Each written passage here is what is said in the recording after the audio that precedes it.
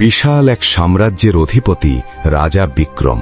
তার প্রাসাদে সোনা দানার অভাব নেই, কিন্তু তার মনে একটা বড় অহংকার ছিল। তিনি মনে করতেন তিনি কখনোই ভুল বিচার করেন না। একদিন এক রহস্যময় শিকারী রাজ দরবারে নিয়ে এলো এক অদ্ভুত পাখি।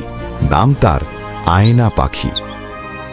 এই পাখি কি কথা বলতে পারে?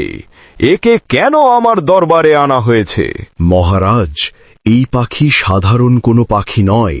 এটি মানুষের মনের কথা আয়নার মতো প্রতিফলিত করতে পারে। কেউ যদি মিথ্যা বলে তবে এই পাখির পালক কালো হয়ে যায়। রাজা অবাক হলেন। ঠিক সেই সময়ে রাজ্যের এক গরিব কৃষক দরবারে বিচার চাইল। তার অভিযোগ, রাজ্যের প্রধান সেনাপতি তার ফসলি জমি দখল করে নিয়েছে। সেনাপতি বুক ফুলিয়ে বললেন, মহারাজ, আমি নির্দোষ। এই কৃষক মিথ্যা বলছে। জমিটি আমি অনেক আগেই কিনে নিয়েছি।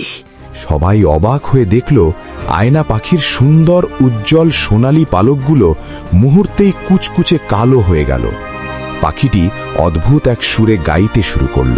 সত্য লুকানো যায় না মহারাজ।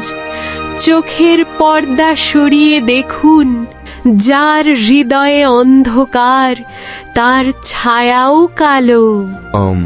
আমি আমার নিজের ক্ষমতার সেনাপতির চাটুকারিতায় অন্ধ হয়ে গিয়েছিলাম। সেনাপতি, তুমি এখনই কৃষকের জমি ফিরিয়ে দাও এবং শাস্তি হিসাবে 1 বছর কারাগারে থাকো। সেই দিন রাজা বিক্রম বুঝতে পারলেন, বিচার কেবল নিয়ম দিয়ে হয় না, হৃদয়ের সত্য দিয়ে হয়। আয়না পাখিটি এরপর ডানা মেলে নীল আকাশে উড়ে গেল। কিন্তু আজও লোকে বলে, যখনই কেউ মিথ্যা বলে, আয়না পাখি কোথাও না কোথাও বসে তার মনের কালিমা দেখতে পায়। মনে রাখবেন, সত্য সূর্যের মতো। মেঘ তাকে কিছুক্ষণ ঢেকে রাখতে পারে, কিন্তু থামাতে পারে না। এমন আরো হাজারো জাদুকরী গল্প আর অজানাকে জানতে আমাদের এই কল্পনার জগতে আপনিও শামিল হন।